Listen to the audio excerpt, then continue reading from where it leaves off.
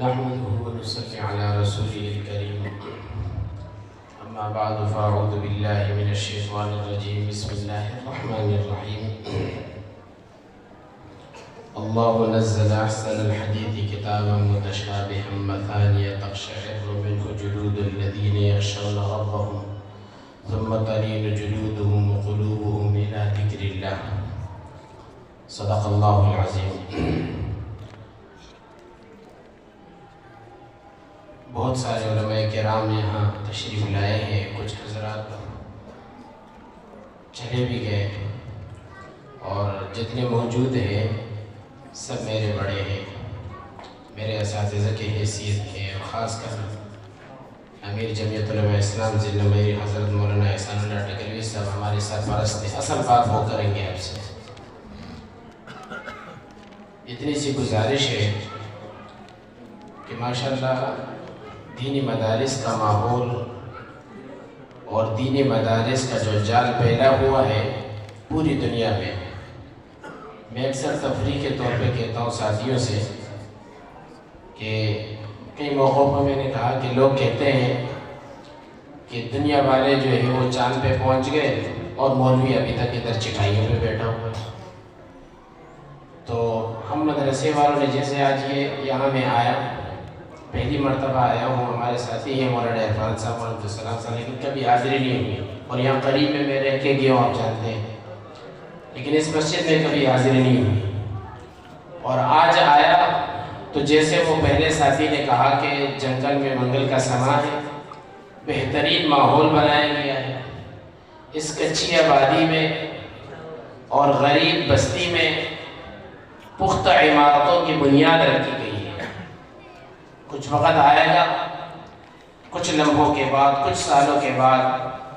کہ یہاں کے پڑے ہوئے آپ کو علماء یہیں ان گلیوں میں گھومتے پھرتے ہوئے نظر آئیں گے. ہم نے جب یہاں عمر بن عبدالعزیز میں کام شروع کیا تھا تو اس وقت جن بچوں نے ہمارے ساتھ شروع میں پہلا حفظ کیا تھا، آج وہ مولانا معاذ صاحب یہاں ان کی دستار بندی بھی ہوگی، وہ عالم بھی بن گئے ہیں. تو 7-8 سال کے بعد،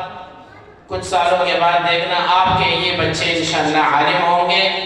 اور آپ کے گھروں میں دین کا چراغ جلائیں گے. تو جو لوگ کہتے ہیں کہ دنیا والے چاند پہ پہنچ گئے اور تم ابھی تک چٹائیوں پہ بیٹھے ہو، ان سے گزارش ہے ہماری کہ تم چاند پہ بے شک پہنچ جاؤ، 2-4 دن وہاں رہائش کا اپنا بندوبست کر لینا، تیسرے دن ہم مولوی کو بھیج دیں گے، وہاں بھی ہم انشاءاللہ مدرسہ قائم کریں گے. یہ دینی مدارس اللہ کے فضل و کرم سے چلتے ہیں. علماء بڑی محنت کر رہے ہیں، طلباء بھی محنت کرتے ہیں، قاری حضرات محنت کرتے ہیں. گزارش آپ سے یہ ہے کہ یہ جو مدرسوں کا جال اپنی مدداب کے تحت پھیلا ہوا ہے، یہ جو حضرات اپنی محنت کر رہے ہیں، اور یہ جو گلی گلی کوچا کوچا اور ہر بستی اور ہر شہر میں مدرسے آباد ہوئے ہیں، اور یہ جو قرآن کریم کو مختلف طریقوں سے اور بہتر سے بہتر انداز میں آپ کے بچوں کے سینوں میں محفوظ کیا جاتا ہے، اور یہ جو ابھی حافظ صاحب نے، مولوی صاحب نے حفاظ ایجوکیشن سسٹم سمجھایا آپ کو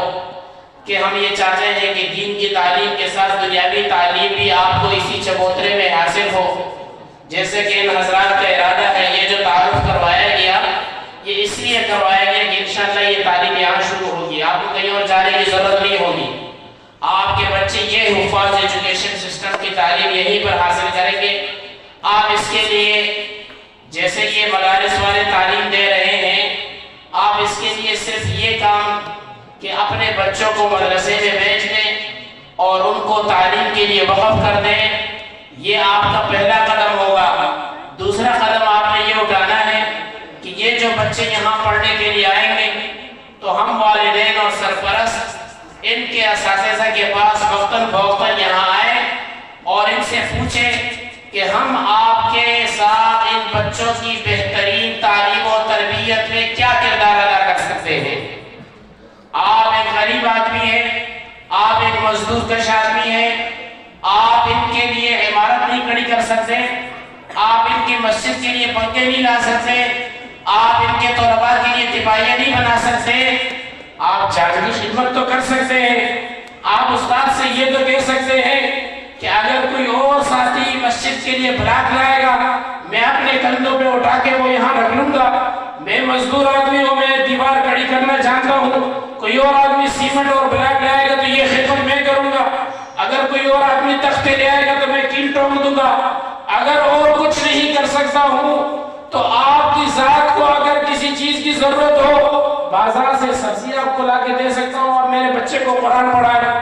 میں آپ کے گھر کی کوئی خدمت کر سکتا ہوں، آپ میرے بچے کو تعلیم دلائیں۔ پہلے زمانے میں یہ ہوتا تھا، طالب علم جا کے استاد جی سے کہتے تھے مجھے آپ دین کی تعلیم دے، میں آپ کے کہتوں کی خدمت کروں گا۔ امام حماد رحمت اللہ علیہ کی بہن کہتی ہیں امام ابو حنیفہ میرے بھائی امام حماد کے شاگرد ہیں، امام ابو حنیفہ ہمارے بکریوں کا دودھ بھی نکالتے تھے اور ہمارے گھر کے سارا کام بھی صاف کرتے تھے۔ حالانکہ امام ابو حنیفہ نے بچپنے میں نہیں پڑھا، بڑی عمر میں پڑھا ہے، اور وہ ایک کاروباری ایک تاجر آدمی تھے، اس کے ساتھ انہوں نے اپنی تعلیم جاری رکھی ہوئی تھی، لیکن اس کے باوجود بھی وہ اپنے استاد کی اس طرح کی خدمت کیا کرتے تھے۔ میری یہ گزارش ہے کہ دین کی تعلیم چل رہی ہے، مدرسے چل رہے ہیں اور بھی بڑھتے رہیں گے اور یہ تعلیم عام ہوتی رہے گی۔ سوال صرف یہ ہے، میں نے اپنے آپ سے بھی کرنا ہے اور آپ سے بھی کرنا ہے کہ اس تعلیم کی بڑھوتری میں، ان مدارسوں کے دن بدن ترقی کرنے میں، ان بچوں کے حافظ قرآن اور عالم دین بننے میں، ان علماء کے پوری دنیا میں دین کا ڈنکا بجانے میں، اس دعوت و تبلیغ کی محنت کو تیز تر کرنے میں، ان علماء کے ملک میں اسلام کو نافذ کرنے کی محنت میں میرا اور آپ کا کیا کردار ہے؟ اللہ ہمیں عمل کی توفیق نصیب فرمائے۔ وآخر دعوانا الحمدللہ رب العالمین۔